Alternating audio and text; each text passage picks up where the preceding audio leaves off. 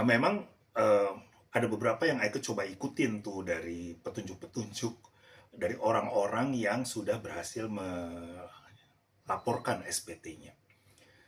Sampai di satu titik Aike gagal dan mulailah negative thinking, mulai overthinking juga. Oh iya betul nih ya, ternyata cortex emang susah, beginilah begitulah dan sebagainya. To cut the story off, Aike keputusin buat pergi ke kantor pajak yang paling dekat sama rumah. Sampai di kantor pajak, antri dulu sebentar, terus habis itu Aika diterima oleh petugas pajaknya dan banyak sekali yang antri juga banyak dan sudah dibagi-bagi ya, ada klaster-klasternya, jadi pelayanannya disesuaikan dengan kebutuhan. Ini mantep banget. Waktu Aika datang, duduk disambut dengan baik, ditanya apa soalnya, Aika cerita semuanya. Lalu petugas pajaknya menolong, oke Pak, kita buka ya. Dan dia buka ini begini begini begini. Terus begitu dia lihat, oh ini udah ada semuanya, laporannya udah diterima.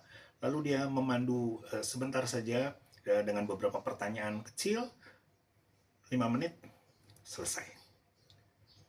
Tentu saja hasilnya nihil, ya karena kalau nggak nihil kan nggak bisa diupload. Udah akhirnya diupload dan habis itu Aika tanya sama dia, Cortex ini lebih sulit atau lebih banyak jebakannya dibandingkan dengan yang lama gitu. Lalu petugasnya bilang, oh enggak Pak, justru ini lebih mudah.